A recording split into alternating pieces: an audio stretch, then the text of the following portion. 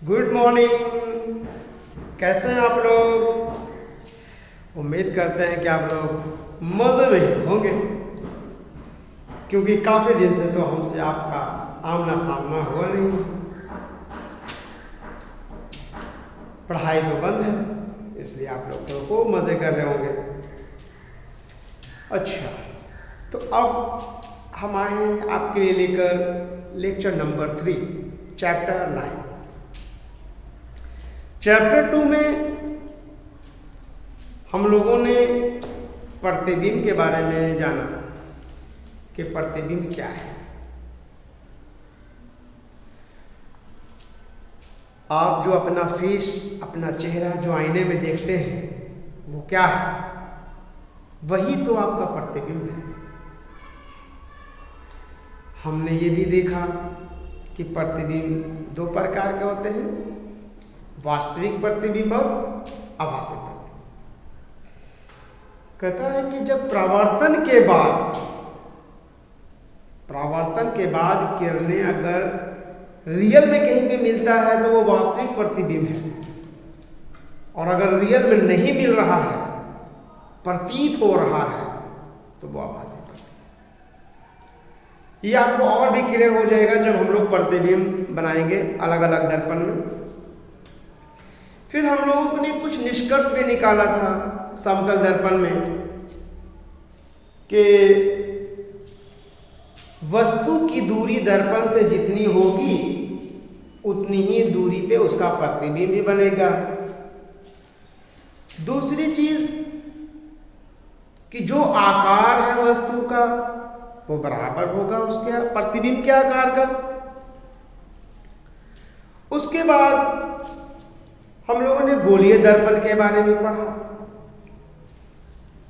कि यह एक खोखला गोला होता है और उसी से काट करके एक पीस निकाल लिया और उसी को दर्पण बनाया गया, उसी का नाम पड़ गया गोलीय दर्पण। क्योंकि जो दर्पण बनाया गया वो एक खोखले गोले का ही एक भाग है, इसलिए उसका नाम गोलीय दर्पण पड़ा। अब क्या है कि उसमें दो तरह के बन गए, अवतल और उत्तल। वो किस बेस पे उन्होंने उसको अलग अलग किया? एक में क्या किया गया, पेंट बाहर की तरफ पे किया गया ताकि परावर्तन जो है दबी हुई सतह से हो। अगर परावर्तन दबी हुई सतह से होगा तो उसको अवतल दर्पण कहेंगे, और अगर परावर्तन उभरी हुई सतह से हुई तो कहेंगे उत्तल दर्पण है। एक बार आप इसको थोड़ा सा समझ लीजिए। ये बाहर से पेंट किया गया है तो परावर्तन दबी हुई सतह से होगा, इसका नाम पड़ गया अवतल।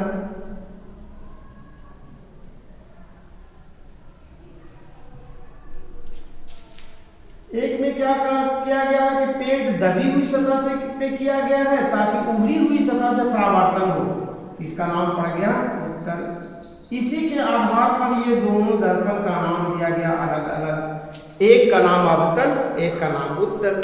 लेकिन ये दोनों बना है एक खोखला गोला को ही काट कर, इसलिए ये क्या है, गोलीय दर्पण है। इसी को अगर आप आगे बढ़ाएंगे तो देखिए एक खोखला गोला बन जाएगा,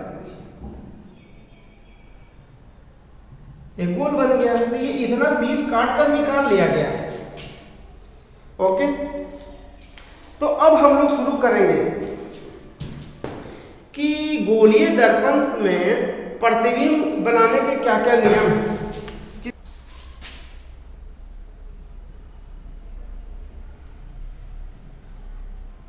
गोलीय दर्पण में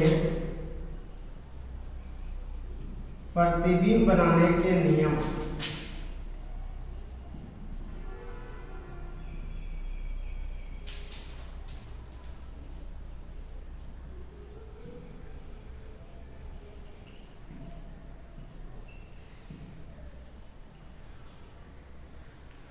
गोलीय दर्पण में प्रतिबिंब बनाने के नियम। प्रतिबिंब वस्तु को अलग अलग स्थिति पे रखकर हम प्रतिबिंब बनाएंगे, लेकिन हम उसके लिए एक नियम का पालन करेंगे। वो नियम हम पहले सीखेंगे, दैट इज वेरी सिंपल। बस आपको इसमें थोड़ी प्रैक्टिस की जरूरत है। Need practice, maximum perfect. Practice maximum and perfect. तो it is not a very difficult. Okay, तो आइए हम इसमें सीखते हैं कि रूल क्या है। रूल नंबर 1, रूल नंबर 1 हमें यह कहता है कि जब आपतित किरण, क्या, जब आपतित किरण मुख अक्ष के समांतर हो, आने वाली जो किरण है वो अगर मुख अक्ष के समांतर होगा तो परावर्तन के बाद फोकस से गुजरेगा या फोकस से आता हुआ प्रतीत होगा। तो देखते हैं क्या है। तो ये हम जो नियम पढ़ रहे हैं वो गोलीय दर्पण के लिए पढ़ रहे हैं। गोलीय दर्पण, तो ये गोलीय दर्पण में दोनों आ जाते हैं, अवतल और उत्तल दोनों आ जाते हैं। तो जब दोनों आ जाते हैं तो हमें ये नियम दोनों के लिए पढ़ने हैं। अवतल के केस में क्या होगा, उत्तल के केस में क्या होगा। तो सबसे पहले हम एक दर्पण बनाएंगे।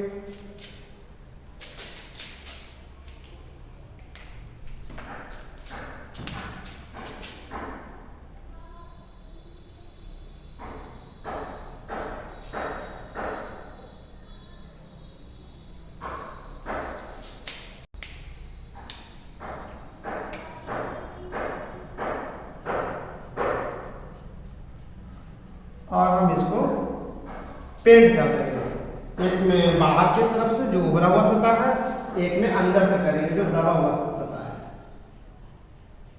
तो एक बन गया अवतल दर्पण, ये हो गया, ये हो गया उत्तल दर्पण। अब हम इसमें बनाएंगे मुख अक्ष। ये एक ऐसा लाइन है जो दर्पण के मध्य बिंदु से गुजरता है, इसलिए इसका नाम पड़ गया P, जिसको बोलते हैं ध्रुव, पोल। सेम उसी प्रकार इसमें भी।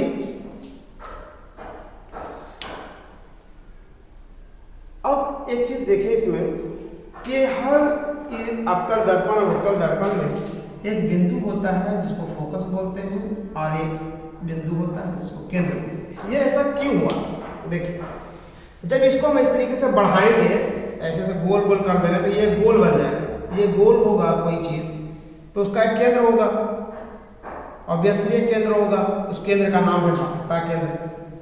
यहां तक तो हम समझ गए। ये इसका मिड पॉइंट है, बीच का बिंदु है इस दर्पण का, इसका नाम पड़ गया पोल, जिसको ध्रुव बोलते हैं।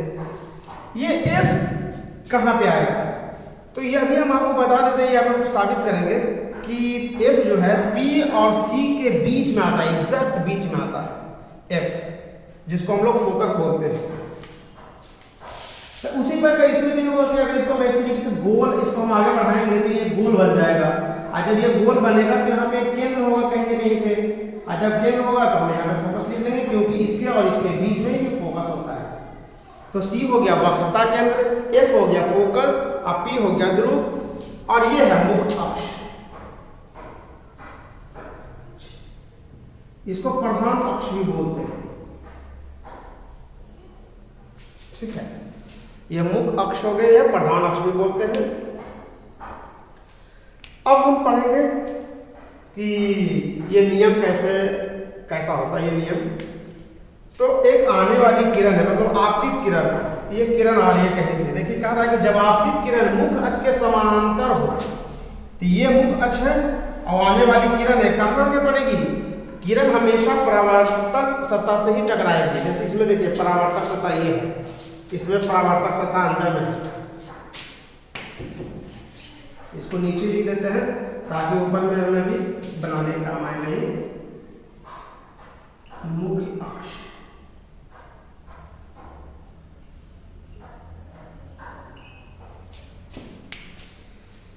तो ये देख रहे हैं कि यहाँ पे किरण आ रही है, इधर कहीं पे सनलाइट हो या टॉर्च हो, कहीं से भी किरण आ रही है, एकदम सीधी आ रही है। देखिए ये आने वाली जो किरण है वो ये मुख अक्ष के समांतर है। तो नियम क्या कहता है कि जब वो दर्पण पे जब के सतह से परावर्तक सतह से टकराएगा तो वो हमेशा फोकस्ड होते हुए गुजरेगा। ये रूल हमें याद रखना है, that is very very important rule, कि अगर कोई भी प्रकाश किरण मुख अक्ष के समांतर आकर के दर्पण पे पड़ती है तो परावर्तन के बाद फोकस से गुजरेगा। ये हो गया अवतल दर्पण के केस में।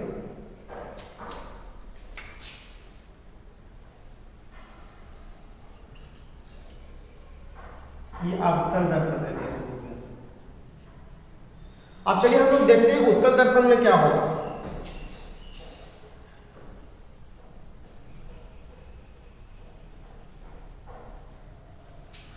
उत्तल दर्पण में देखते हैं क्या होता है। ये मुख अक्ष है इसका, इस दर्पण का ये मुख अक्ष काला वाला जो है मुख अक्ष के समानांतर आ रही है, तो क्या होगा। तो इसमें देखिए क्या हो रहा है कि परावर्तन सतह ये है, किरण जो हमसे टकरा के उसको वापस जाना है, तो ये किधर जाएगा। तो ये तिरछा होने की वजह से टकराकर कुछ इस दिशा में जाएगा। अगर ये सीधा होता दर्पण, तो अगर सीधा इस पर लाइट पड़ेगा तो अपने पास में वापस आ जाएगा। लेकिन यहाँ देखो सीधा तो गया है, जैसे इसमें सीधा गया तो सीधा आया, लेकिन इसमें सीधा गया तो तिरछा गया, क्योंकि ये भी तो दर्पण भी तो तिरछा है, ये कर्व है, मुड़ा हुआ है। तो अब हम ये देखते हैं कि ये किरण कुछ इधर की तरफ जा रहा है, तो ये आ किधर से रहा है। तो अगर आप इधर से देखेंगे तो ये महसूस होगा कि कहीं इधर जा रहा है। यही है नियम कि अगर आपतित किरण आ रही है, ठीक है, तो ये परावर्तन होगा। ठीक, अब ये किधर होगी ये कौन डिसाइड करेगा। तो हम ये देखते हैं कि अगर समतल दर्पण के केस में क्या होता है कि अगर आपतित किरण आ रही है तो परावर्तन होकर उसी रास्ते से वो वापस आ जाती है। लेकिन ऐसा यहाँ नहीं होगा, क्योंकि ये कुछ तिरछी है, कर्व है ये। तो जब यहाँ से आपतित किरण जाएगी मुख अक्ष के समानांतर परावर्तक तल से टकराकर वो कुछ इस दिशा में लौटेगी, जो कि परावर्तन हो गया प्रकाश का। तो ये प्रकाश का परावर्तन जब हुआ तो ये जब किरण इधर जा रही है वो दिखने से ऐसा फील होगा कि कहीं इसको आगे बढ़ाने पे ये फोकस पे मिलेगी, लगेगा कि कहीं यहाँ से आ रहा है। तो ये नियम है उत्तल दर्पण के लिए, ये नियम अवतल दर्पण के लिए। अब एक बार इसको थोड़ा सा इसकी लैंग्वेज को समझ लें कि जब आपतित किरण मुख अक्ष के समानांतर हो, देखिए आपतित किरण मुख अक्ष के समानांतर है दोनों के केस में, तो परावर्तन के बाद फोकस से गुजरेगी। जब ये परावर्तन होगा तो फोकस से गुजरेगी। देखिए ये फोकस है अवतल दर्पण के केस में। यही चीज अगर उत्तल दर्पण में क्या होगा कि जब आपतित किरण मुख अक्ष के समानांतर आती है तो क्या लिखा है कि फोकस से आती हुई प्रतीत होगी। ये जो किरण जो आ रही है इधर जो जा रही है वो लग रहा है कि फोकस से आती हुई प्रतीत हो रही है। तो ये नियम बहुत ही सिंपल नियम है। ये हमारा पहला नियम हो गया गोलीय दर्पण में प्रतिबिंब बनाने के लिए। अब हम लोग डिस्कस करेंगे दूसरे नियम का, देखें कि दूसरा नियम क्या कहते हैं। गोलीय दर्पण में प्रतिबिंब बनाने के जो नियम है उसका सेकंड नियम क्या है। सेकंड नियम कहता है कि अगर कोई आने वाली किरण फोकस से होकर गुजरती है, कोई आने वाली किरण फोकस से होकर गुजरती है तो परावर्तन के बाद वह मुख अक्ष के समांतर हो जाएगी।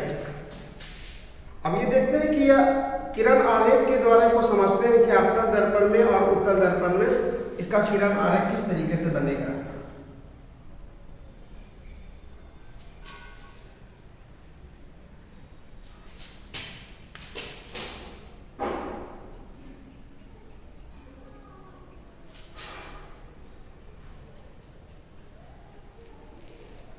ये हमने दोनों दर्पण तैयार कर लिए, एक हमारा अवतल दर्पण हो गया, एक उत्तल दर्पण हो गया। अवतल दर्पण यह है जिसके बाहर सतह पे पेंटेड है और जिसका जो दबा हुआ हिस्सा है वो परावर्तक तल है। उत्तल दर्पण यह है कि जिसका दबा हुआ हिस्सा में पेंट कर दिए गए हैं और उभरा हुआ हिस्सा जो है इसका परावर्तक सतह का काम कर रहा है। सबसे पहले हम उसी की तरह काम करेंगे जैसे कि हम पहले जो हमने किरण आरेख बनाया। एक प्रधान आप खींचेंगे जो कहाँ से गुजरेगा, ये ध्रुव होगा, इसमें कहीं ना कहीं पे एक केंद्र होगा और कहीं पे एक फोकस होगा। सेम इसमें भी होगा, ये ध्रुव है, यहाँ पे केंद्र है, ऐसे बीच में फोकस है। फोकस को आप लोग एक बार समझ लीजिए कि फोकस क्या होता है कि जैसे अगर ये आपका दर्पण है ये मुख अक्ष है। तो क्या होगा कि अगर बहुत सारी आपतित किरण आ रही है, इधर से भी किरण आया, इधर से भी किरण आया, इधर से भी किरण आया, इधर से भी किरण आया, बहुत सारा किरण आया और सब अवतल दर्पण पे टकराएगा। तो टकराने के बाद कौन से गुजरेगी, अभी हमने नियम क्या पढ़ा कि फोकस से गुजरेगा। ये भी आपतित किरण, ये भी जा रहा है, फिर टकराने के बाद कौन से गुजरेगा, फोकस से गुजरेगा। ये भी आपतित किरण है, जा रही है इधर, टकराने कौन से गुजरेगी, फोकस से गुजरेगी। ये भी आपतित किरण है, जाने के बाद कौन से गुजरेगी। तो जहां से गुजरेगा ये सारी किरण आकर परावर्तन होने के बाद इस बिंदु पे आकर मिल रही है। जितने भी किरण आई दर्पण से परावर्तन होने के बाद सब इस बिंदु पे मिला और इसी को हम लोग बोलते हैं फोकस। ओके, तो ये फोकस है। अब यहां कह रहा है कि अगर कोई किरण आ रही है, जब आपतित किरण, तो आपतित किरण जो आ रही है वो कहीं फोकस से होते हुए गुजर रही है। तो मान लेते कि यहाँ पर कोई टॉर्च या सनलाइट आ रहा है, टॉर्च से या बल्ब से कहीं से लाइट आ रहा है और ये एकदम बिल्कुल सीधे जा रही है, ये फोकस से गुजरते हुए परावर्तक सतह से टकरा गया। तो टकराने के बाद इसका क्या होगा, टकराने के बाद यह बिल्कुल मुख्य अक्ष के समानांतर परावर्तन हो जाएगा।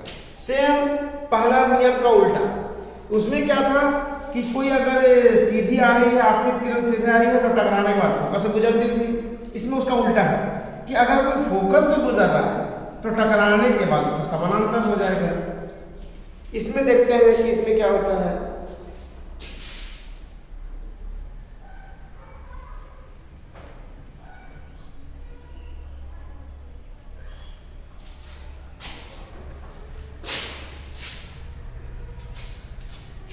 इसमें कोई किरण आ रही है, मान लिया यहां से कोई किरण आ रही है, आपतित हो गई, लेकिन अभी यहाँ पे आगे तो रुक गई है। जाना कहाँ था, जब आपतित किरण फोकस होकर जाती है या जिसको बढ़ाने पे वह फोकस से मिलती है, जिसको बढ़ाने पर अगर इसको बढ़ाएंगे तो कहाँ मिलेगी, फोकस पे मिलती है। परावर्तन के बाद मुख्य अक्ष के समानांतर हो जाएगी। जब ये परावर्तन होगा तो ये मुख्य अक्ष के समानांतर हो जाएगा। तो इसमें ये दोनों के बारे में लिखा है कि जब आपतित किरण फोकस से होकर जाती है, या देखिए फोकस होकर जा रही है, ये इसके लिए हो गया, या जिसको बढ़ाने पर वह फोकस से मिलती है। देखिए ये आपतित किरण है, इसको जब बढ़ा रहे हैं तो वो कहाँ मिल रही है, जाकर लगभग फोकस पे मिल रही है। परावर्तन के बाद इसमें जब परावर्तन हुआ तो समानांतर हो गया, इसमें भी देखिए परावर्तन हुआ तो समानांतर हो गया। तो ये आपतित किरण है, ये परावर्तित किरण है।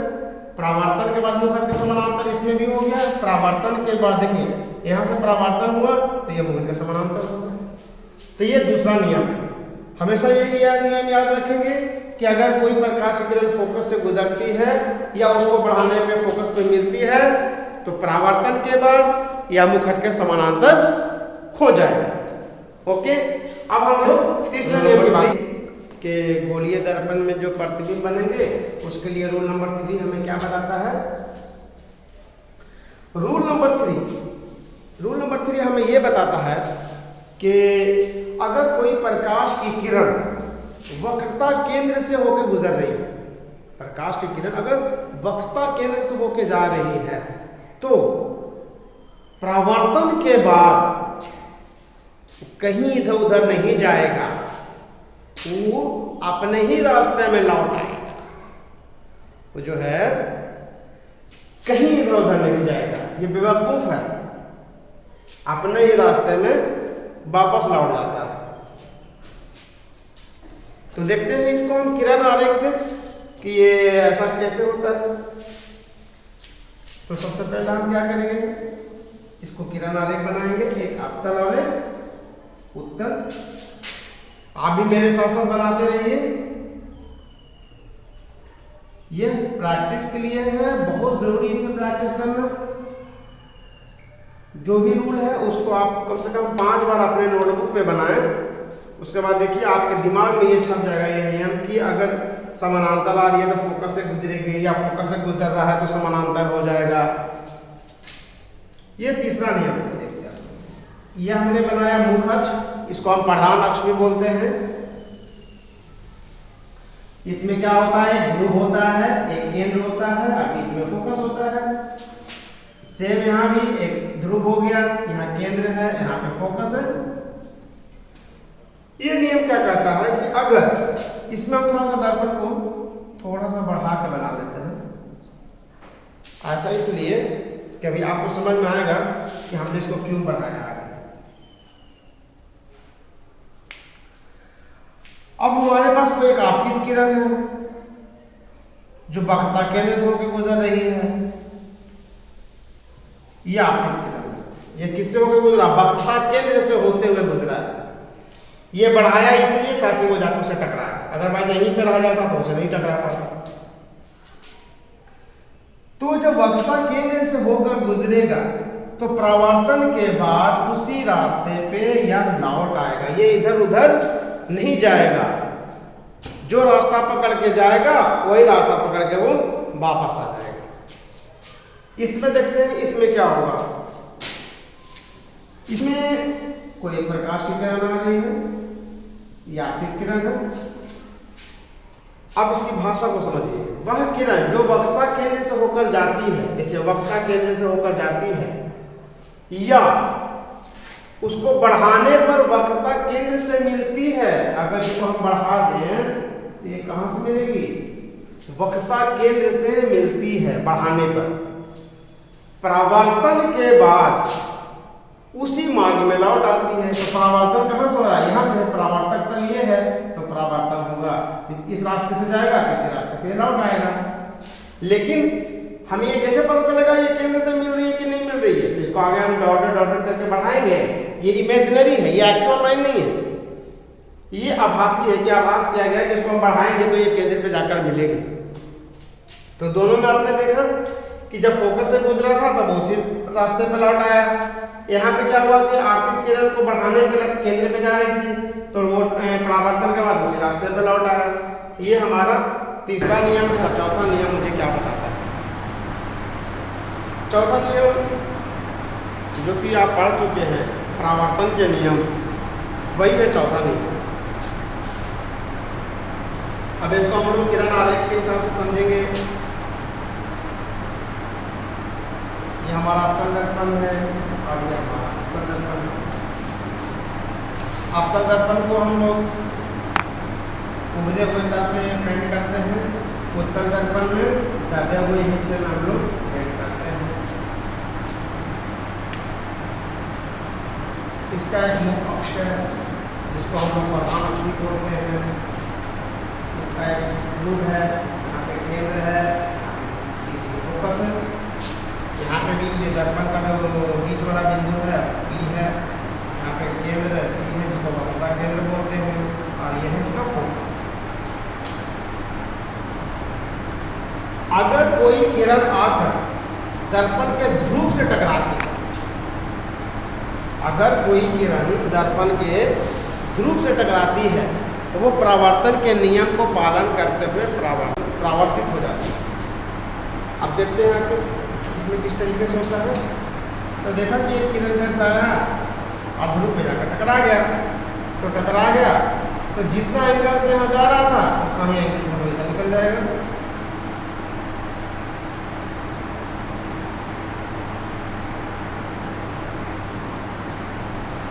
ये आपतित किरण, ये परावर्तित किरण। और इसको हम एक अगर समझ जाएं तो अगर इसका अभिलंब समझेंगे तो ये क्या होगा, ये दोनों को आपस में बराबर हो जाएंगे। यही तो हम लोग पढ़ा था परावर्तन के नियम में। सेम इसी प्रकार यहाँ में होगा, ये आपतित किरण है तो ये टकरा कर इधर उतर जाएगा, ये परावर्तित किरण। आइए अगर मान इसमें लंब है तो ये कोण और ये कोण आपस में बराबर हो जाएंगे। तो ये नियम जो है परावर्तन के नियम के अनुसार। तो ये 4 नियम है जो गोलीय दर्पण में प्रतिबिंब बनाने के लिए हमें जानना बेहद ज़रूरी है। इस नियम को आप लोग प्रैक्टिस करें, हर नियम को आप लोग 5 बार कम से कम पढ़ें और 5 बार उसको अपने नोटबुक में या बोर्ड पे उसको प्रैक्टिस करें।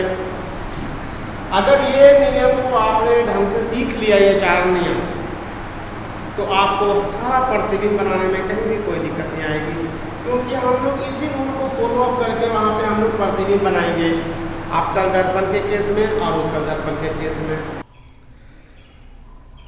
तो हम लोग देखेंगे कि अलग अलग वस्तुओं की स्थिति में, अलग अलग वस्तुओं के स्थान में आपतन दर्पण में प्रतिबिंब कहाँ बनता है और उसका प्रकृति कैसा होगा, उल्टा होगा कि वास्तविक होगा, छोटा होगा।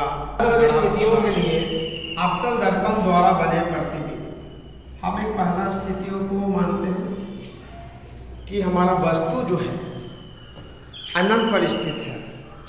तो हम लिखेंगे कि जब वस्तु अनंत पर स्थित हो, जब वस्तु अनंत पर स्थित हो,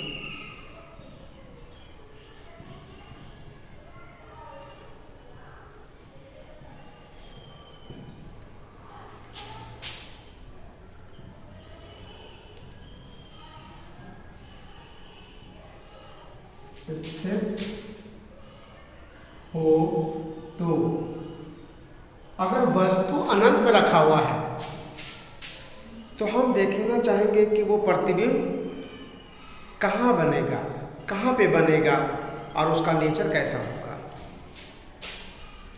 तो उसको हम किरण आरेख द्वारा उसे समझेंगे।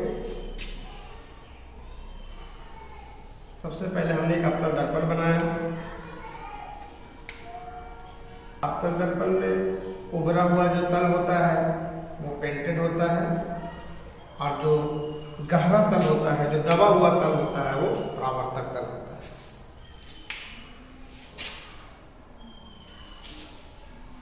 ये इसका मुख्य अक्ष हो गया, जिसको प्रधान अक्ष भी बोलते हैं। यह आप हमेशा बनाएंगे दर्पण में वस्तु की अलग अलग स्थिति के लिए। हमेशा हम पहले एक दर्पण बनाएंगे, उसके लिए एक प्रधान अक्ष बनाएंगे। इसका एक हमारे पास केंद्र होगा जिसको हम सी बोलते हैं, वक्रता केंद्र। और इसके बीच में एक फोकस होता है। वस्तु को अनंत में रखा गया है, इसका मतलब वस्तु बहुत दूर है, वस्तु बहुत दूर है। तो हम उसमें से ये किरण आई जो दर्पण पे पड़ा, एक और किरण वो भी दर्पण पे। ये दोनों किरण कहीं सन से आ रहे हैं, बहुत दूर से आ रहा है। इन्फिनिटी से आ रहा है मतलब बहुत दूर से आ रहा है। कोई जरूरी नहीं कि सन है, कोई वस्तु है बहुत दूर रखा हुआ है तो वो भी इसके लिए इन्फिनिटी है। अब यहाँ पर से हम क्या देखेंगे कि इससे पहले जो हमने नियम पढ़े कि दर्पण में प्रतिबिंब बनाने के क्या क्या नियम हैं, अब उस नियम को हम यहाँ पे यूज करेंगे।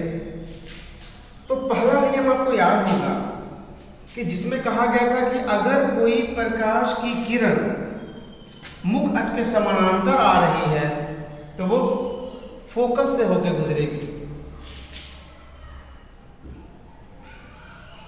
तो कुछ ऐसा होगा कि ये फोकस से गुजरेगा। एक और किरण जो आ रही थी ऊपर वाली, उसका क्या होगा, ये भी समानांतर है तो मस्ट है कि ये भी फोकस से ही गुजरेगा। तो दोनों लाइन परावर्तन के बाद फोकस से ही गुजरना है क्योंकि दोनों समानांतर है। तो प्रतिबिंब कहाँ बनता है, जब दो किरण परावर्तन के बाद जहां पे मिलती है या मिलती हुई मालूम पड़ती है, प्रतिबिंब वही बनता है। तो ये तो दोनों आपतित किरण है, आने वाली किरण, और यहाँ से टकरा कर जो जा रही है वो है परावर्तित किरण। तो ये परावर्तित किरण जिस बिंदु पे कट करेगा एक दूसरे को वही प्रतिबिंब बनता है। तो यहाँ कट कर रहा है कहाँ पे, फोकस पे। तो हम कहेंगे कि प्रतिबिंब कहाँ बनेगा, फोकस पे बनेगा। कब, जब वस्तु इन्फिनिटी पे हो, अनंत हो।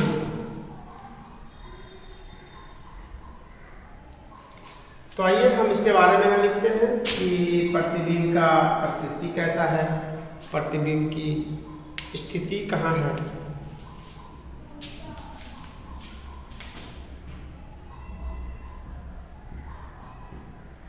प्रतिबिंब की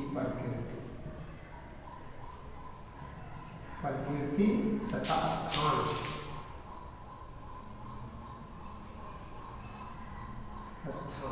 दो चीज है।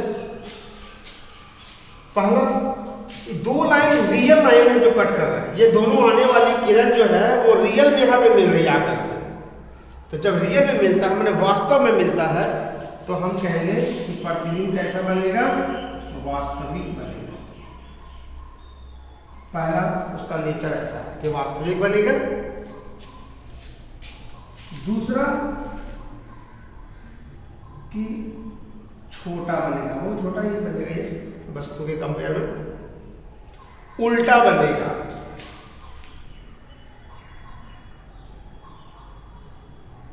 उल्टा बनेगा। तीसरा इसका स्थान कहाँ होगा, तो फोकस पे बनेगा। फोकस पर। प्रतिबिंब कैसा बनेगा, वास्तविक बनेगा, क्योंकि ये दोनों लाइन जो है, दोनों ही जो परावर्तित किरणें हैं वास्तव में यहाँ पे कट कर रही है, तो वास्तविक प्रतिबिंब बनेगा। और एक छोटा बिंदु बन रहा है, कट कर रहा है एक बिंदु पे, तो ये बहुत छोटा हो गया, ये उल्टा होगा और इसका स्थान है फोकस। तो ये हमने देखा कि जब वस्तु अनंत पे रखा हो, अनंत पे रखा हो, तो अवतल दर्पण के केस में देखिए हम जो पढ़ रहे हैं वो अवतल दर्पण के लिए पढ़ रहे हैं। उत्तल दर्पण इसके बाद में हम उत्तल दर्पण में प्रतिबिंब बनाने के लिए सीखेंगे 1 by 1। वस्तुओं की अलग अलग स्थितियों के लिए अवतल दर्पण में बने प्रतिबिंब, अवतल दर्पण में अगर हम अलग अलग स्थिति पे वस्तु को रखेंगे तो उसका प्रतिबिंब कैसा बनेगा। तो ये हमने पहला देखा कि जब वस्तु अनंत पे है तो उसका प्रतिबिंब जब वस्तु अनंत तथा वक्रता केंद्र के बीच स्थित हो,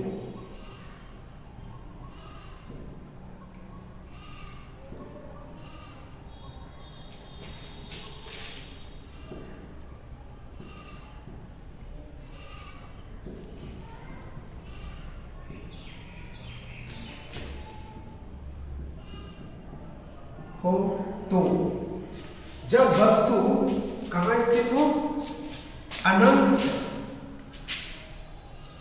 तथा वक्रता केंद्र के बीच, दैट इज इंपॉर्टेंट, बीच स्थित है, तो प्रतिबिंब कहाँ बनेगा। तो आइए इसको हम किरण आरेख द्वारा समझते हैं। सबसे पहले हम क्या करेंगे, एक अवतल दर्पण बना लेंगे।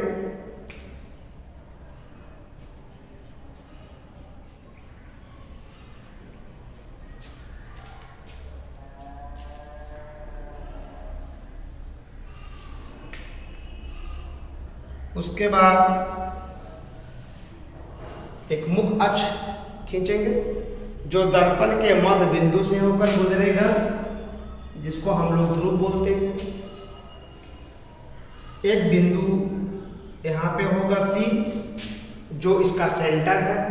ये जो खोखला गोला था जिसमें से काट कर बनाया गया, उसका ये केंद्र है, वक्रता केंद्र। आज इसके बीच कहीं पे एक फोकस होगा जो ध्रुव और केंद्र के बीच में है। अब हम वस्तु को पोजीशन को चेंज करना, उसका स्थान को बदल दिया। पहले कहीं अनंत पे था, अब हम वहां से लाया और अनंत और C का कहीं मान लिया यहाँ पे अनंत है और ये C है, तो ये दोनों का बीच कुछ ये होगा, ये वाला पोजीशन, कुछ ये पोजीशन होगा। ये वस्तु है, कोई चीज रखा हुआ है, कोई आदमी है, कोई लड़का खड़ा है, मान लो ये A है, ये B है। अगर कोई लड़का है तो समझिए उसका सिर है, इसका ये पैर है।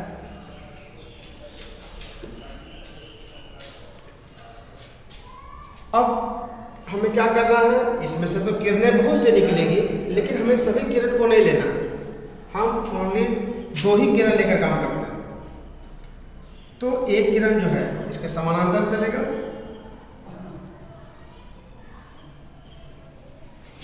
ये जो किरण जा रही है वो दर्पण के लिए आपतित किरण है और मुख अक्ष के समानांतर है। तो हमने क्या सीखा है कि अगर कोई किरण मुख अक्ष के समानांतर चलती है तो वो फोकस से गुजरेगी, यही है वो फोकस।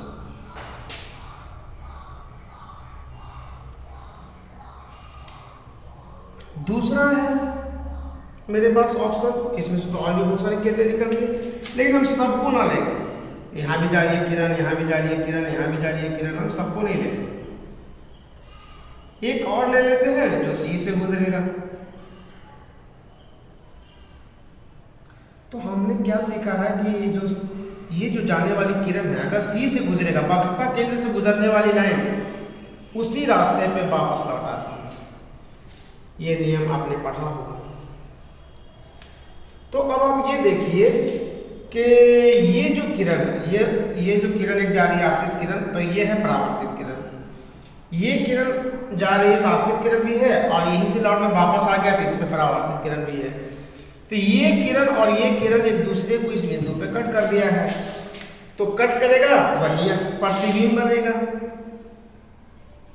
तो देखते हैं कि यहाँ पे कट किया है तो प्रतिबिंब कहीं यहाँ पे बन रहा है।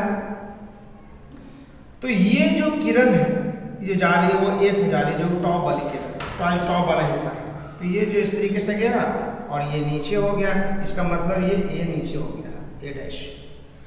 और ये जो हिस्सा है, देखिए ये सिर का हिस्सा है, अगर लड़का कोई खड़ा है तो ये सिर का हिस्सा है, ये पैर का हिस्सा है।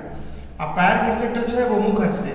ये हमेशा मुख से ही टच रहेगा। समझो कि ये सिर्फ उलट के नीचे हो गया, देखिए यहाँ पे आ गया, ये पैर इसी में टच रहेगा। तो ये बी है, तो इसका नाम दे दीजिए बी डैश। तो प्रतिबिंब बन गया कि अगर वस्तु अनंत और वक्रता केंद्र के बीच स्थित हो, अनंत कहीं यहाँ पे है तो ये अनंत है, ये वक्रता केंद्र सी है, ये दोनों के बीच में कहीं वस्तु को रखा गया है। और रखने के बाद अवतल दर्पण में कहाँ पे इसका प्रतिबिंब बन रहा है, वो हिसाब किरण आलेख में से समझ सकते हैं। अब हम देखते हैं इसका नेचर कैसा है, इसका प्रकृति क्या है। क्या लिखेंगे, प्रतिबिंब की प्रकृति।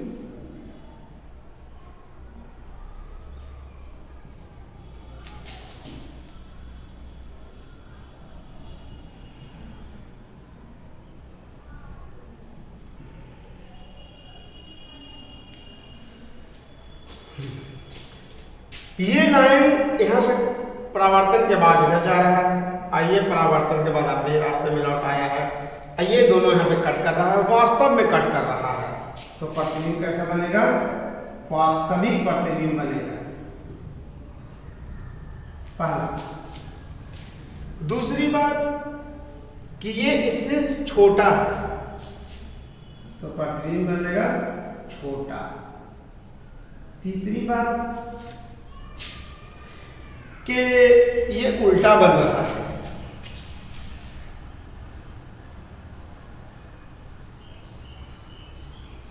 लास्ट पोजीशन, इसकी पोजीशन क्या है, सी और एफ के बीच में बन रहा है।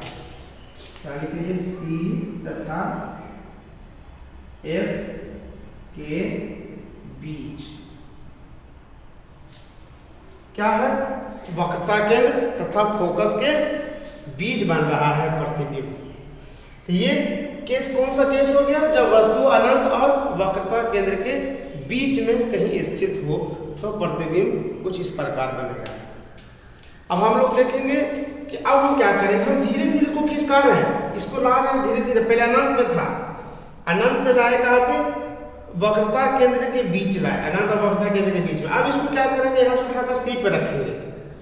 तो अगला केस हमारा होगा कि जब वस्तु वक्रता केंद्र के ऊपर रखा हुआ हो तो प्रतिबिंब की स्थिति क्या, जब वस्तु वक्रता केंद्र पर स्थित हो।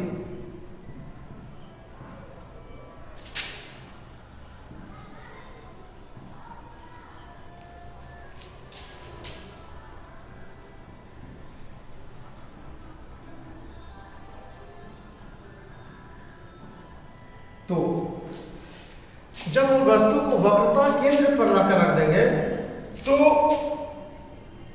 प्रतिबिंब कहां बनेगा, उसकी प्रकृति क्या होगी, आइए उसको हम किरण आरेख द्वारा समझते हैं। उसी प्रकार जिस प्रकार हम अलग अलग स्थिति में बना रहे थे किरण आरेख, यहां भी वही बनाएंगे कि यह हमारा एक अवतल दर्पण है, ये इसका मुख अक्ष है जो दर्पण के मध्य बिंदु को पार कर रहे हैं। मतलब ये दर्पण जितना इधर है उतना ही इधर भी है, मतलब इसका मध्य बिंदु है, उसका नाम देते हैं हम P। ध्रुव, यह है वक्रता केंद्र C और यह है फोकस F। इस बार हम वस्तु को कहाँ लाकर रखेंगे? वक्रता केंद्र पर रखेंगे। यह है हमारा वक्रता केंद्र C। यहाँ पे कोई वस्तु को लाकर रख दिया गया है। तो देखना यह है कि प्रतिबिंब कहाँ बनेगा। तो हमने ये देखा है कि अगर कोई आपतित किरण ऐसे जा रही है, मतलब कि मुख अक्ष के समानांतर, तो वो कहाँ से गुजरता है? फोकस से गुजरता है। ठीक है। और अगर एक किरण और लेते हैं, उसको हम फोकस से गुजार देते हैं। ये फोकस से गुजर। अब बताइए कि जब कोई आपतित किरण फोकस से गुजरती है तो परावर्तन के बाद क्या हो जाता है? मुख अक्ष के समानांतर हो जाता है और वो कहीं यहाँ पे आकर के एक दूसरे को कट करेंगे।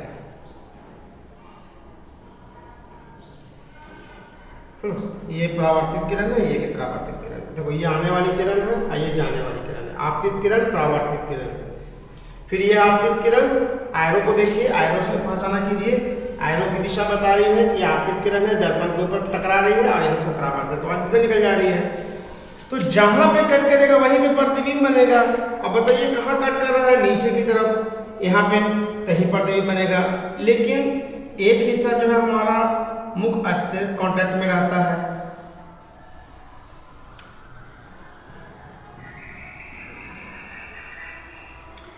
तो अगर ये हमारा वस्तु, पहले इसका नाम हमने रखा था AB, तो ए वाला हिस्सा देखिए कहाँ जा रहा है? नीचे आ रहा है। ये A' हो गया और ये B वाला हिस्सा बस उसको पकड़ के है, तो जैसे पहले ऐसे था, अब वो समझो कि ऐसे नीचे हो गया। तो ये जो अंगूठा वाला हिस्सा है, देखो ये अंगूठा भी हमारे मुख अक्ष के कांटेक्ट में है, घुमाने के बाद भी देखो मुख अक्ष के कांटेक्ट में है। तो ये B का हम दूसरा नाम रख देते हैं B' और A'। तो इस स्थिति में हम देखेंगे कि हमारा जो है प्रतिबिंब कैसा बन रहा है। फिर इसको समझ लीजिए, ये एक वस्तु है, वस्तु से किरण इधर गया दर्पण के ऊपर और ये परावर्तन के बाद इधर गया। एक दूसरा आपतित किरण गया दर्पण के ऊपर, परावर्तन के बाद इधर निकल गया। यहाँ पे कट किया, यहीं पे प्रतिबिंब बनेगा। तो अब हम देखते हैं कि इसका प्रकृति कैसा है। प्रतिबिंब की प्रकृति, प्रतिबिंब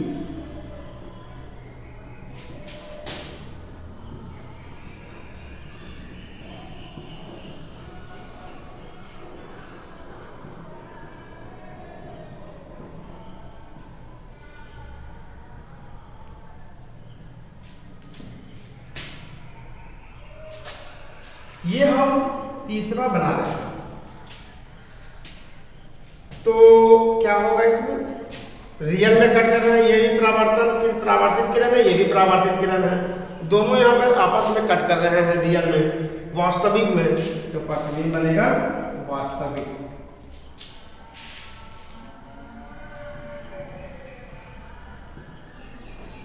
वास्तविक बनेगा। दूसरा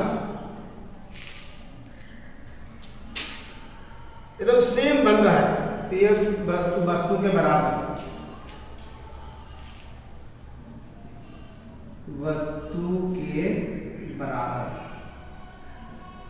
वस्तु के बराबर साइज का है। उल्टा है,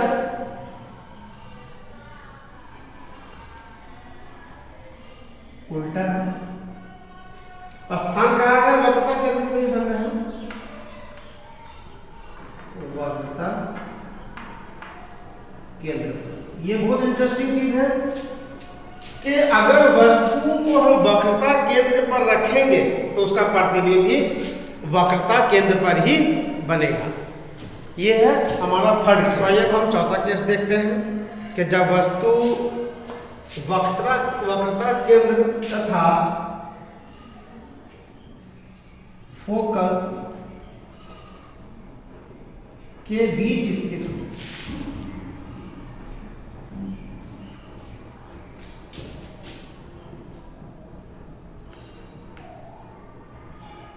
हो, तो जब हम वस्तु को वक्रता केंद्र तथा फोकस के बीच अगर रखेंगे उसका प्रतिबिंब कहाँ बनता है। आइए हम देखते हैं उसको किरण आरेख के जरिए।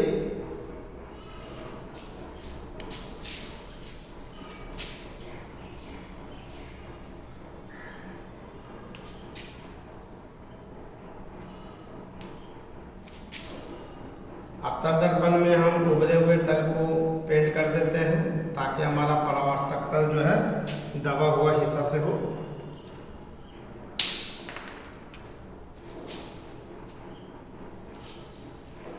ये हमारा प्रधान अक्ष है, ये जो है दर्पण के मध्य बिंदु से पार कर रहा है, इसका नाम ध्रुव है। ये फोकस है और ये है वक्रता। एक चीज हमेशा ध्यान रखें कि ये जो सी हमेशा जब लें तो ये अनुमान लगाएं कि इसको अगर हम गोल करेंगे तो सेंटर कहीं यहीं पे आएगा। इस तरीके से लेकर के ग्राफ बनाने में बेहतर होता है, और नहीं तो प्रतिबिंब थोड़ा आगे पीछे भी हो जाता है। इस बार हम वस्तु को रखने वाले हैं, पहले अनंत पे रखा था, फिर अनंत से उठाया और अनंत और वक्रता केंद्र के बीच में कहीं रखा था। तीसरे केस में हमने वक्रता केंद्र पे रखा। चौथे केस में हम धीरे धीरे इधर की ओर बढ़ रहे हैं, तो चौथे केस में अब हम डायरेक्ट फोकस में नहीं जाएंगे, एक बार ये दोनों के बीच में कहीं पे रखेंगे। तो हमने ये दोनों के बीच का हिस्सा को चुन लिया, इसका नाम ए बी दे दिया, इस वस्तु का नाम। अब देखते हैं कि इसका आपतित किरण ये है जो दर्पण के परावर्तक तल पे जाकर टकराया है, और जब वो टकराने के बाद हमेशा कहाँ से गुजरेगा, फोकस से गुजरेगा। यही है रूल कि अगर कोई किरण मुख अक्ष के समानांतर चल रही है तो टकराने के बाद मतलब परावर्तन के बाद फोकस से गुजरेगा। एक नियम हमने और भी पढ़ा था कि अगर यहाँ से फोकस से कोई गुजरता है तो टकराने के बाद यहाँ से परावर्तन होने के बाद वो कहीं इस तरीके से निकल जाएगा। कब किधर जाएगा, मुख अक्ष के समानांतर हो जाएगा। जब फोकस से आएगा तो वो समानांतर हो जाएगा, जहाँ कट करेगा वहीं प्रतिबिंब बनेगा। तो इसमें प्रतिबिंब की स्थिति कहाँ पे है, कुछ यहाँ पे है, ये है इसका प्रतिबिंब। तो ये बी वाला हिस्सा ये बी ही रहेगा, इसका नाम हम लोग बी डैश कर देंगे और ये ए डैश करेंगे। तो आपने देखा कि जब वस्तु को हम वक्रता केंद्र और फोकस के बीच में रखते हैं, देखिए वक्रता केंद्र सी है और फोकस एफ है, ये दोनों के बीच में हमने वस्तु को रखा है, और उसके बाद हमने एक प्रकाश की किरण को दर्पण पे दिया जो कि मुख के समानांतर था, तो वो परावर्तन के बाद फोकस से गुजरा। एक और किरण हमने दिया जो फोकस से होते हुए गया, तो वो टकराकर मुख अक्ष के समानांतर हो गया और वो एक दूसरे को कहीं पे कट कर दिया। रियल में कट किया है तो ये वास्तविक प्रतिबिंब बनेगा। इसका छोटा बनेगा तो अब हम उसके नेचर के बारे में लिख देते हैं।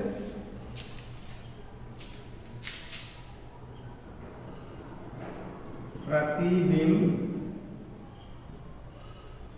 की प्रकृति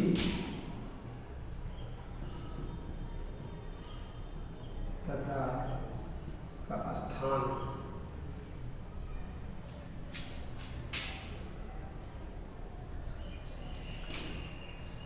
वास्तविक बन रहा है, दूसरा उल्टा बन रहा है, तीसरा बड़ा बन रहा है,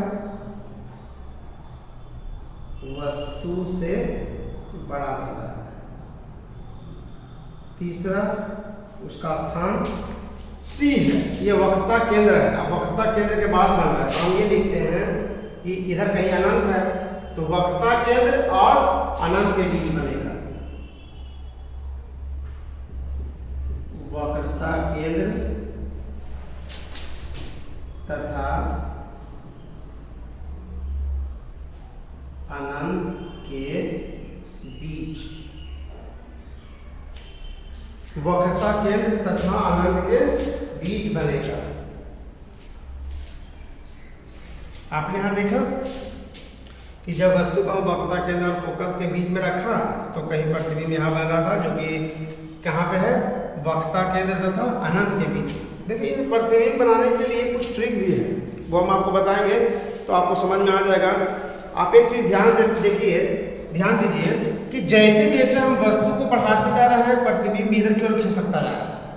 अच्छा, और जैसे जैसे ये उधर बढ़ता जा रहा है दर्पण के नजदीक, प्रतिबिंब का साइज भी बढ़ता जा रहा है। पहले छोटा था स्टार्टिंग के से, जब वस्तु अनंत में था तो फोकस पे बन रहा था, वो छोटा सा था। जैसे लाए थे तो कुछ बड़ा हुआ, अब यहाँ सी पर लाए थे तो जितना बड़ा वस्तु था उतना ही बड़ा प्रतिबिंब बनता था। लेकिन जैसे हम इसको और आगे बढ़ाया तो अब इसका साइज बड़ा हो गया। तो जैसे जैसे हम इसको वस्तु को दर्पण के नजदीक लाते जाते हैं प्रतिबिंब का साइज बढ़ता जाता है। तो हम लोग देखेंगे कि फिफ्थ केस में क्या होता है। वस्तु को हमने फोकस पे रखा है तो प्रतिबिंब कहाँ बनेगा। तो आइए हम इसको फिर किरण आरेख के द्वारा देखते हैं कि हमारा दर्पण है जो कि अवतल दर्पण है, इसका हम उगले हुए तल पर हमने पेंट कर दिया। हमने एक यहाँ पर से मुखौश बना दिया जिसका ये बिंदु P कहलाता है, जो दर्पण का मध्य बिंदु है। और कहीं यहाँ पे हमने C मान लिया और यहाँ पे F मान लिया। ये हमारा वक्रता केंद्र है, ये फोकस है। इस बार वस्तु हमारा फोकस पे है। हमारा वस्तु का पोजीशन कुछ ये है, वस्तु कहीं यहाँ रखा हुआ है। तो वस्तु जब यहाँ है तो क्या होगा कि अगर कोई प्रकार की किरण हम दर्पण पर देंगे मुख अक्ष के समानांतर, तो वो कहाँ से गुजरता है? फोकस से गुजरता है। ये आप पढ़ चुके हैं, ये रूल है। क्लियर? अब हम चाहते हैं कि कोई एक ऐसा किरण हो जो सी से भी गुजरे। तो पहले काम कीजिए कि इसको एक सी से मिला दीजिए। इसको ऐसे मिलाते हुए दर्पण पे ले जाइए। ऐसा क्यों कर रहे हैं हम आपके आसानी के लिए बताएं कि अगर मान लिया यहाँ से कोई किरण यहाँ गया, ठीक है, तो जब इस पर नॉर्मल जाएगा इसके ऊपर, तो ये परावर्तन के बाद सी से होते हुए निकल जाएगा। ठीक है, जब यहां से कोई किरण जाएगा तो परावर्तन के बाद सी से होते हुए गुजरेगा। तो आप एक चीज देख रहे हैं कि ये जो किरण जा रही है परावर्तन के बाद, ये भी जो जा रही है, कहीं मिल ही नहीं रहा है, नहीं मिल रहा है। ये कहीं ना कहीं जाकर शायद मिल ही जाए, बट मिल नहीं रहा है। तो इसको हम लोग कहेंगे कि प्रतिबिंब कहाँ बनेगा? अनंत पे बनेगा। वस्तु की स्थिति हमारी क्या है? ये ए है और ये हिस्सा का नाम है बी। ये कहीं बहुत दूर जाकर बनेगा, बहुत बड़ा बनेगा। तो हम इसमें लिखेंगे प्रतिबिंब की प्रकृति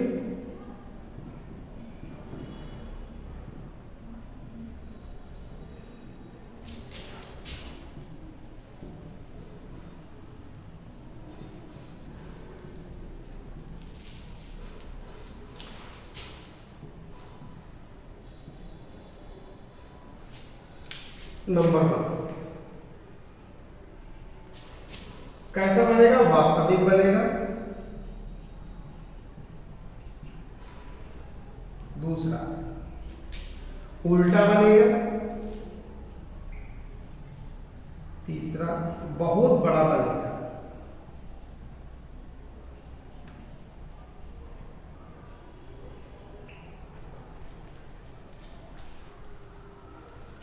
और लास्ट पॉइंट अनंत। प्रतिबिंब कहां बनेगा? अनंत बनेगा। तो ये ऐसा कब हुआ? जब वस्तु को रखा गया फोकस पे। अब हमारा अगला स्टेप हमारा है इस वस्तु को उठाकर हमको ध्रुव और फोकस के बीच में कहीं पे रख देना है। उसके बाद हम प्रतिबिंब बनाकर देखेंगे, जो कि मेरा ये लास्ट ये छठे केस में हम लोग देखते हैं कि अगर हम वस्तु की स्थिति को बदल देते हैं। इस बार हम वस्तु को रखने जा रहे हैं फोकस और ध्रुव के बीच। जब वस्तु फोकस और ध्रुव के बीच स्थित हो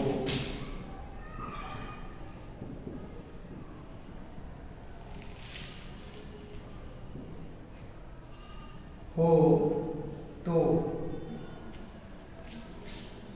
प्रतिबिंब कहाँ बनेगा और कैसा बनेगा। आइए इसको किरण आरेख के जरिए हम लोग देखते हैं।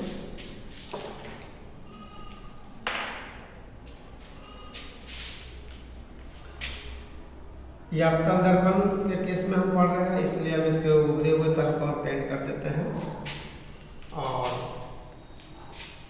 अंदर वाला तल को छोड़ देते हैं, क्योंकि वही तो परावर्तक तल होगा।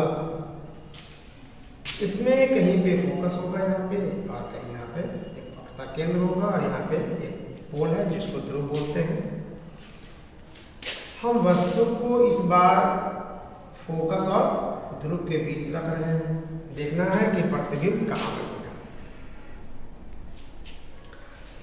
तो एक किरण जो है, फिर हमने समानांतर दिया, मुख अक्ष के समानांतर। तो हमने क्या पढ़ा है कि मुख अक्ष के समानांतर अगर कोई प्रकाश की किरण जा रही है तो दर्पण से परावर्तन के बाद फोकस से गुजरेगी। इसका मतलब ये जो है कुछ ऐसा, ये फोकस से कुछ गुजरेगा। अब हम चाहते हैं कि हमारा किरण जो है वो वक्रता केंद्र से गुजरे। तो वक्रता केंद्र से अगर गुजारने के लिए अगर देखा जाए तो हम क्या करेंगे, सबसे पहले बनाने का जो सिंपल तरीका है वो बता रहा हूँ। एक्चुअल में ऐसा तो नहीं बनाएगा, लेकिन करना क्या है कि हम यहाँ से एक किरण इधर भेजेंगे नॉर्मल, तो ये टकरा कर वापस आएगा और कहाँ से होके गुजरेगा, सी से गुजरेगा। और ये देख रहे हैं आप कुछ, ये भी परावर्तित किरण है, ये भी एक परावर्तित ही किरण है, और दोनों जो है फैलता जा रहा है। लगता है कहीं मिलेगा ही नहीं आपस में, ये कहीं नहीं मिलेगा आपस में। तो अब इसके साथ हमें क्या करना है कि हमें इसको मिलाना है कहीं ना कहीं। यहाँ पे थोड़ा सा तिरछा हो गया था, इसको थोड़ा सा सही कर रहे थे। तो हम चाहते हैं कि इसको जब इधर से देखेंगे कि उधर से कोई किरण आ रही है, तो आखिर मालूम तो पड़ना चाहिए कि आखिर वो कहाँ से आ रहा है। तो अगर इस लाइन को हम आगे एक्सटेंड करते हैं कहीं पे, और इस लाइन को भी कहीं आगे हम एक्सटेंड करते हैं, आगे बढ़ाते हैं, तो कहीं ना कहीं पे जाकर वो मिलेगा, और जहां मिलेगा वहीं बनेगा प्रतिबिंब। तो ये प्रतिबिंब कब बना, जब हमने एक इमेजिनरी लाइन को आगे बढ़ाया, मतलब हमने ये सोचा, आभास किया कि आखिर कोई यहाँ पे एक ऐसा बिंदु है जहां से ये प्रकाश चल करके इधर आ रही है, जबकि यहाँ से ये परावर्तन होकर लौटी है, लेकिन सोर्स कहाँ है ये नहीं पता चल रहा था। तो ये जब यहाँ नहीं मिल रहा है, ये एक्चुअल में नहीं मिल रहा है, तो ये एक्चुअल में कहाँ मिलेगा, जब हम इसको कम करते जाएंगे तो कहीं ना कहीं वो मिल जाएगा। तो अब हम आगे जो बढ़ाया तो ये आभासी हो गया, ये एक्चुअल में नहीं मिल रहे हैं, ये आभासी है। तो प्रतिबिंब का नेचर कैसा हो जाएगा यहाँ पे, आभासी।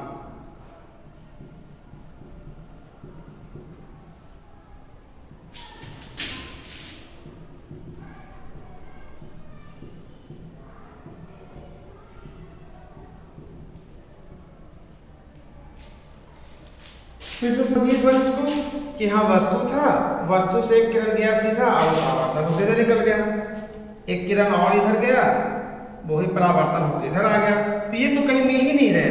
तो अगर आप इसको आगे की ओर बढ़ाएंगे तो ये कहीं ना कहीं जाकर मिल जाएंगे, जहां मिलेंगे वही वस्तु का प्रतिबिंब बन रहा है। तो अगर इस वस्तु का नाम ये ए है, ये बी है, तो ये ए वाला हिस्सा ये है और बी वाला हिस्सा ये है। इसमें इस केस में सिर्फ यही एक ऐसा केस है जिसमें प्रतिबिंब सीधा बन रहा है, बाकी हर केस में आप देखेंगे प्रतिबिंब उल्टा बनता है। तो प्रतिबिंब का इसमें नेचर कैसा हो गया, ये आभासी है, क्योंकि यहाँ पे रियल में नहीं दोनों परावर्तित किरणें मिल रहे हैं, ये दोनों परावर्तित किरणें कहीं मिल ही नहीं रहा है। तो हमने इसको इमेजिन करके इधर भी मिलाया, तो ये आभासी प्रतिबिंब हो गया। दूसरा सीधा बनेगा, तीसरा बड़ा बनेगा, और चौथा कहाँ बनेगा, दर्पण के पीछे। अगला जो है इसको क्या कर देंगे कि लिख देंगे दर्पण के पीछे बनता है, ये भी लिखा हुआ है, दर्पण के पीछे। तो ये आपका दर्पण में अलग अलग स्थितियों के लिए जो प्रतिबिंब बना वो आपने 1 by 1 देखा, किरण आरेख द्वारा समझा। ये बहुत ही आसान है, बस इसमें आपको प्रैक्टिस की ज़रूरत है। आप इसको 2-4 बार 5 बार अपने कोई नोटबुक पे अच्छे से इसको प्रैक्टिस कीजिए, रफ नोटबुक पे, ये बिल्कुल क्लियर है। हम लोग अब देखते हैं कि वस्तुओं की अगर अलग अलग स्थिति उत्तल दर्पण में हम अगर करेंगे तो क्या होगा। तो उत्तल दर्पण में ज़्यादा केसेस नहीं बन पाते हैं प्रतिबिंब। तो हम ये देखेंगे कि अगर हमारा वस्तु अनंत पे अगर रखा हुआ है तो प्रतिबिंब फोकस पर बनेगा। इसको किरण आरेख द्वारा देखिए, ये उत्तल दर्पण है। उत्तल दर्पण में हम लोग क्या करते हैं, दबे हुए हिस्से को पेंट करते हैं, उभरे हुए हिस्से को छोड़ देते हैं, क्योंकि वही है परावर्तक तल। ये है मुख अक्ष, दर्पण का ये मध्य बिंदु जो कि ध्रुव है, ये वक्रता केंद्र है और ये फोकस है। वस्तु इस बार अनंत पे रखा गया है। तो अगर अनंत पे रखा गया है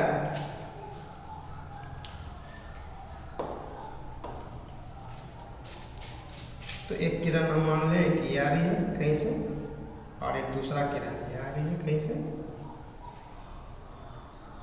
जब ये इस पे टकराएगा तो यहाँ से ये परावर्तन हो जाएगा। परावर्तन कहीं कहाँ होगा, कहीं इधर की ओर हो जाएगा। ये भी टकराया तो कहीं परावर्तन हो जाएगा, कहीं इधर की ओर। अब ये दोनों परावर्तन जो हो गए वो कहीं जब फैलते हुए जा रहे हैं, लगता है कहीं वो मिलेंगे ही नहीं आपस में। तो हम अब क्या करेंगे कि हम इसको अब पीछे की ओर बढ़ाएंगे कि ये कहाँ से आ रहा होगा। तो देखिए इस किरण को अगर पीछे की तरफ बढ़ाया, इसको भी हम पीछे की तरफ अगर बढ़ाया तो ऐसा लग रहा है कि ये दोनों कहीं यहाँ से आ रहे हैं फोकस। तो अनंत में अगर वस्तु रखा गया है तो प्रतिबिंब फोकस पे बनेगा। और ये कब बना, जब हमने इसको ये माना कि शायद इधर से आ रहा है, शायद, इसीलिए इसको वास्तविक नहीं कहेंगे, इसको आभासी कहेंगे। तो जब अनंत में रखा रहेगा तो प्रतिबिंब कहाँ बन रहा है, फोकस पे बन रहा है, ये आप देख रहे हैं। आभासी बनेगा, छोटा बनेगा, छोटा बनेगा और सीधा बनेगा। ये सीधा ही रहेगा, बहुत छोटा हो जाएगा। तो अगले केस में हम देखते हैं कि जब हम वस्तु को और नजदीक ले आते हैं तो प्रतिबिंब की स्थिति क्या होगी। तो हम दूसरा केस जो है उत्तल दर्पण में देखते हैं कि अगर वस्तु को अनंत और ध्रुव के बीच में रखा जाए, वस्तु को अनंत और ध्रुव के बीच में रखेंगे तो प्रतिबिंब की स्थिति क्या होगी, पर उसकी प्रकृति क्या होगी, उसके लिए हम किरण आरेख द्वारा समझेंगे। कि सबसे पहले हम यहाँ पे उत्तल दर्पण बना लेंगे, दबे हुए हिस्से को पेंट कर देंगे ताकि परावर्तक तल हमारा उभरा हुआ हिस्सा हो। ये है हमारा मुख अक्ष, कहीं पे यहाँ पे केंद्र होगा और यहाँ पे फोकस होगा और ये है इसका ध्रुव। वस्तु को हम कहीं यहाँ पे लाकर रखे हैं, ये इधर कहीं अनंत है, कहीं भी इधर है और ये ध्रुव है, तो हमने वस्तु को कहीं यहाँ पे रखा है।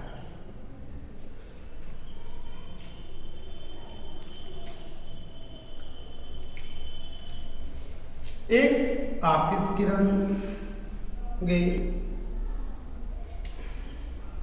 यहाँ उत्तल दर्पण में, तो हमने क्या पढ़ा है कि वो परावर्तन होगा, ठीक, परावर्तन होगा। लेकिन जब ये परावर्तन को जब इसको हम बढ़ाएंगे तो ये ऐसा लगेगा कि ये कहीं फोकस से होके आ रही है। दूसरा, हम एक किरण देंगे जो कि सी के सामने हो,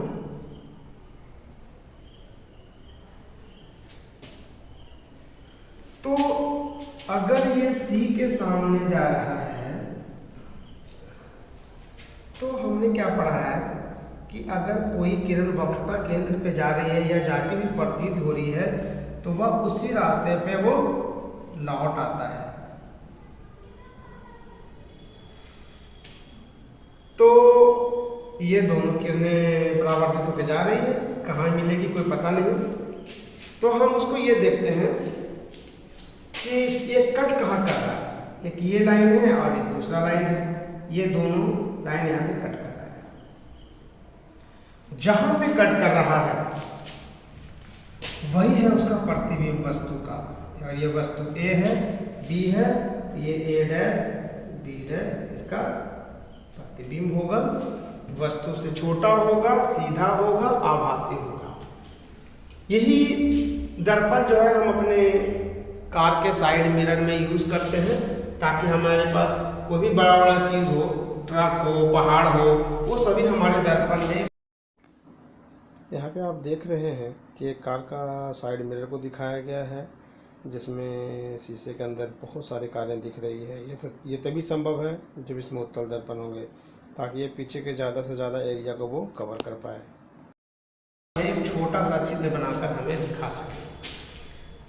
10-10 गाड़ियाँ, 20-20 गाड़ियाँ जो हमारे गाड़ी के पीछे चल रही है, वो सभी हमारे इस दर्पण में दिखाई देते हैं छोटे छोटे, जिससे हमें देखने में काफ़ी सुविधा हो जाती है। अगर इसके जगह पर अगर आप प्लेन दर्पण रखेंगे, जो कि प्लेन मिरर है या अवतल दर्पण है, तो मालूम है कि एक ही गाड़ी दिख रहा है, बाकी कोई दिख ही नहीं रहा है।